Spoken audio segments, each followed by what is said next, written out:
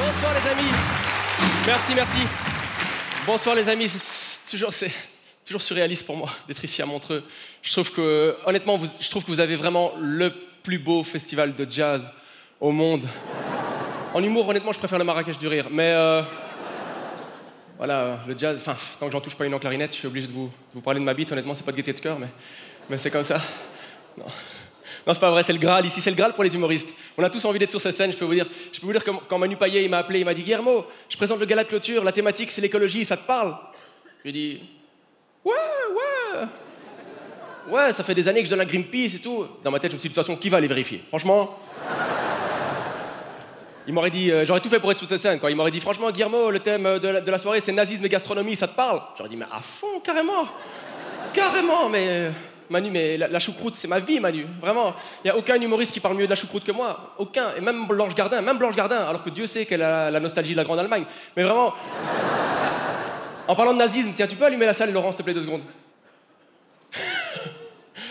Ah ben voilà, on n'est pas bien entre blancs, là, hein? Les gens qui font... Ah putain, c'est vrai, en fait, ouais.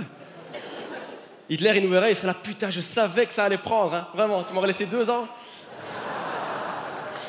Franchement, on dirait un resto végétarien, quoi. Que des blancs en bonne santé. C'est bon, tu peux éteindre. Ça fait longtemps ça fait 6 mois que je mange plus de viande, là. Et par souci d'écologie. Et depuis 6 mois que je mange plus de viande, les gens me posent systématiquement la même question. Ils me disent « Ouais, tu sens une différence physiquement depuis que tu manges plus de viande, tu sens un changement physique ?» Je dis « Un changement physique depuis que je mange plus de viande ?» Je dis ouais, j'ai envie de mourir, quoi. Voilà, j'ai perdu le goût de la vie, etc. Je suis en dépression. Ouais. Je rentre chez moi, je regarde Vivement Dimanche le mercredi, tu vois. Donc, je suis même pas au bout du rouleau, je suis de l'autre côté du carton, tu vois. Il y a un truc. Non, c'est la fin. J'ai même plus envie de boire de l'alcool, alors que j'adore faire la fête. Et les gens me disent ouais, tu peux faire la fête sans alcool. Ok, alors ça s'appelle une réunion. Ouais, t'es obligé de draguer les meufs avec des PowerPoint et tout, c'est pas pareil, quoi. Ah ouais, déjà que c'est dur. En tant que Belge, c'est déjà la déprime depuis cet été, vu la manière dont la France nous a volé la Coupe du Monde là, dans des conditions dégueulasses. Il y a des Français dans la salle ou pas? Non, pas de problème, chacun son rapport à la dignité, hein, pas de souci. Hein. Moi, je trouve que la manière dont la France a gagné la Coupe du Monde, ça explique beaucoup de choses dans ce pays. Hein, la collaboration, le sang contaminé, l'accident de Lady Di, etc. Ça explique beaucoup de choses. Comment ça a été dur pour nous, en tant que Belges, de perdre contre la France en particulier, parce que déjà, les Français, ils nous respectent pas à la base. Et le rapport des Français aux Belges, c'est qu'ils veulent bien admettre qu'on est des mammifères, que la plupart de nos femmes sont vivipares et tout, mais ça s'arrête là, quoi. Vous, en Suisse, ils vous respectent encore un peu parce que vous avez du pouvoir d'achat, mais nous, on est broke, hein. Et du coup, forcément, le jour de la finale de la Coupe du Monde, on était tous pour la Croatie. Vous savez quoi, les amis? Le monde entier, hein, était pour la Croatie. Le monde entier, même la Serbie était pour la Croatie, vraiment. Sérieux. Parce que les Français, ils ont un pays merveilleux. Ils ont un pays merveilleux, mais si les tours opérateurs proposaient avec ou sans Français dedans, les gens ils diraient sans, il faut le savoir, hein. Ah ben voilà. Ben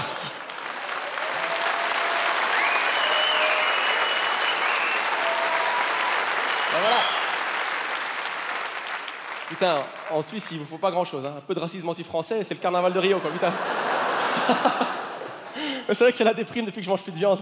Ça me manque tellement la viande. Sérieux, j'ai fait un rêve, l'autre jour, j'étais dans un lit, dans mes bras, il y avait un bœuf charolais, vraiment. Et il me disait, ah, sérieux, il me disait, vas-y, prends-moi, sois un homme, etc. J'ai dit, non, t'es un bovidé. Il me disait, ah, c'est les conventions sociales. Vraiment. Et c'est pas un reproche contre les zoophiles, j'ai rien contre les zoophiles, hein. Je sais pas s'il y en a dans la salle et tout, je veux stigmatiser personne. Ah, c'est vrai, moi j'ai rien contre les zoophiles. Honnêtement, si j'apprenais que mon meilleur ami, que j'aime de tout mon cœur, si j'apprenais qu'il était zoophile, je me dirais, ouais, il a sa petite personnalité, quoi, voilà. C'est vrai que c'est pas le dernier pour mettre les gens mal à l'aise quand on va au zoo, c'est vrai, clairement. Chaque fois qu'il croise un mouton, il est toujours là, appelle-moi. Mais c'est un bon gars. Honnêtement, je pense que je serais plus facilement ami avec un zoophile qu'avec un chasseur. Je veux dire, qui aime le plus les animaux? Vraie question. C'est vrai, demandez-vous pour un animal, un chasseur, c'est la fin de son aventure terrestre, c'est définitif.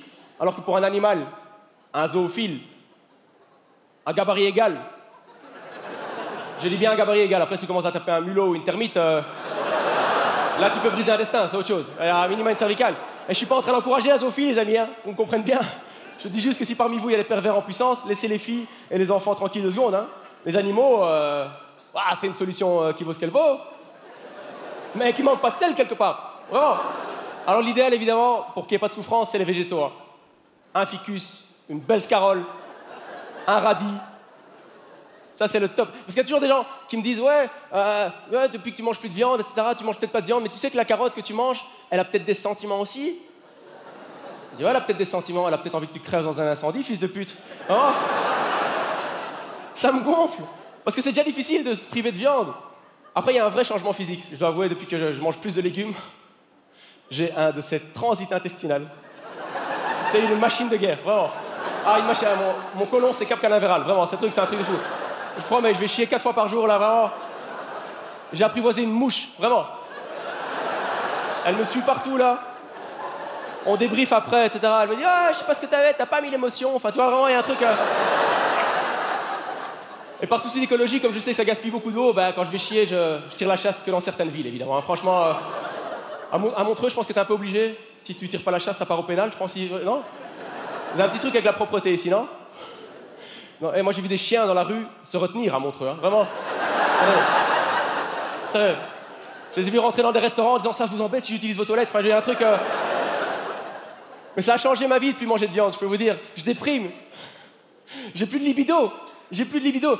Je rentre chez moi, je regarde du porno pour l'intrigue. Vraiment, vous voyez? Je m'intéresse.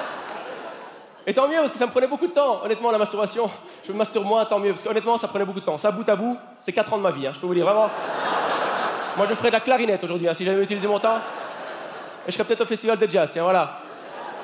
Pour le geste le plus abrutissant et le moins créatif de toute l'histoire de la motricité humaine. Avec ça, tu peux rien faire d'autre dans aucune autre situation de la vie de tous les jours, hein, où tu utilises ce geste. C'est vrai, et le drame de la masturbation masculine, c'est que même si techniquement, c'est le truc le plus simple à effectuer au monde, quand t'es un mec, tu peux pas te concentrer sur 2 trucs en même temps. C'est-à-dire que quand tu te masturbes, t'es à ce que tu fais, quoi. Y a personne qui se masturbe qui change une ampoule en même temps, tu vois. Qu'est-ce que tu fais, chérie? Une petite branlette et des tagliatelles au pesto, ça va être super, tu vois. Non. Et de toute façon, plus rien n'est pareil aussi depuis l'épisode de cette série Black Mirror. Vous avez vu cette série Black Mirror, dans lequel il y a un épisode dans lequel il y a un jeune adolescent qui se masturbe devant une vidéo pornographique, quelqu'un pirate son ordinateur, le filme en train de se masturber et lui envoie la vidéo. Vous avez vu cet épisode ou pas? Ouais. Je suis devenu tellement paranoïaque. Aujourd'hui, pour être sûr, je me masturbe toujours 1 mètre à côté de mon Mac. Vraiment, tu vois? Franchement, s'il y a une vidéo de moi qui sort sur YouTube, ce sera juste moi qui fais... C'est vrai, parfois, je suis devant, ça et j'oublie, je me fais merde et je prends une pause cool. Lui donner de l'argent à Greenpeace, à la WWF.